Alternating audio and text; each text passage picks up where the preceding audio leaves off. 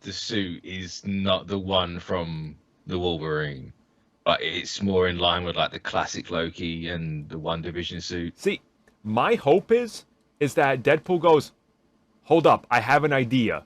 And he literally jumps into the movie and steals the briefcase, which is why it's missing between cuts. Because, like, they walk onto it with a plane, and then you don't see it again. I really want Deadpool to literally steal it. It's just like, where the hell did it go? It's like, I don't know. I thought we brought it on the plane.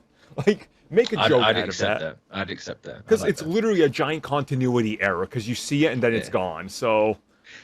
But now, here's... I wanted to ask this. Does this just confirm the whole thing of their contracts and the whole they can't recast the X-Men actors until 25? Honestly, we've gotten 3 of those actors now in the MCU in the span of 2 years. I 100% believe it. I literally believe it now. I'm on board with it. Like, it has to be. I think we would have got this regardless of it, but it's like, you know what? Yeah, no.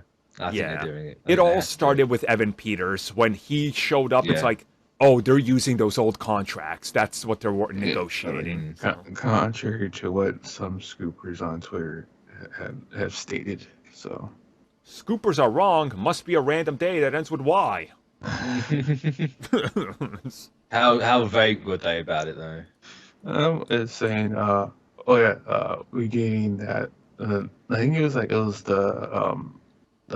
the whole idea of them can't cast him because of contractual reasons till 2025 was wrong, and that they could recast anyone they want for being a mutant is what they were saying. And the funny thing about it is people were saying sources, and you wouldn't really give sources because they said it was updating. I was like, okay, so you don't have anything. You got nothing. Right. Yeah. I mean, look. So just do what Nick does, right? Tell him that you're eating breakfast, and then when something happens, you screech that you're right. Also, with the whole thing of someone says information, and then you come like an hour later and say it even louder to make it like you're the one right. Here's the eye emojis. I told you I was right. Oh, okay. Okay. The thing I want people to understand is with a contract it's legal binding. Disney literally bought all of it. Like, again, I compare stuff to pro wrestling because it makes sense, and this has happened before. When AOL Time Warner decided to pretty much fall apart, the wrestling contracts were in place. Vince McMahon bought everything from WCW and Time Warner, but contracts were still into place where wrestlers were literally tied to them. Some were permitted to join, but some were independent contracts and they could do whatever they wanted. You inherit those contracts and you got to do something with them or let them sit it out. Disney, we know the contracts that Fox was issuing for appearances were estimated 5 to 7, in some cases 10 years or certain appearances. Like Jennifer Lawrence, she still had 2 remaining on her contract last we knew, and each one was a per appearance negotiation. So, again, you could quickly do the math and go, oh yeah, you know what? That story checks out. That all makes sense of why they're doing it like this. Like, it's like just get ready to have all of them in Secret Wars. Yeah. Yup. You're gonna get like the X-Men lineup in Secret Wars, and they're all gonna look how everyone always wanted them to. Yup. It's like the only thing with those is like you either use them, set them, or in some cases just buy out the contracts. But they rarely ever do unless something like. I say there's way too many X-Men actors to buy out the contract. Yeah. Oh my God! It's like you'd be like paying what you did for like Fox. Yeah, that's probably the most reasonable reason why they don't buy out all the contracts.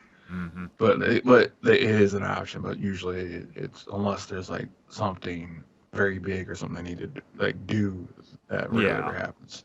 And I'm still wondering whether we could get a couple surprises because like. Some of the actors, I don't think they were inherently bad. They were just stuck in bad films.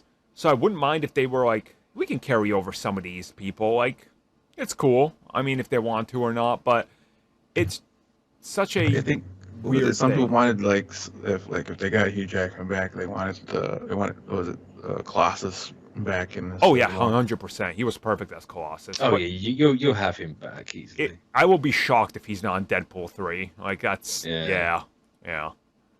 Plus, Plus, I say like everyone, like Zazie Beetz and everyone, like they'll be there. yeah, all those good actors from the Deadpool franchise, bring them in. Obviously, Yeah. like they still have. It was what's his name? Oh my God, Cable. What's his name? Josh Brolin. Oh, Brolin, yeah. I mean, it wasn't too long ago that he talked about it. He said he still had 2 more contracted appearances, so he's coming back as Cable. Like that's guaranteed. So that'll be fun. I will say make a Thanos joke, but I literally just remembered as I thought that Deadpool 2 absolutely butchered it, so don't do it again. I was gonna say, I think they actually took that out of the theatrical cut because Feige requested it, so that's kind of safe.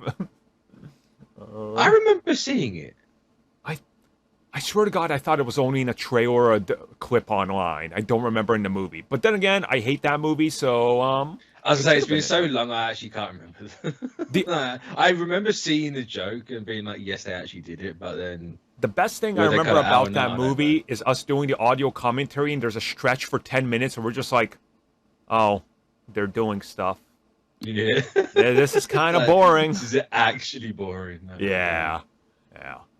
But hey, yeah, contracts. Things will fall into place soon.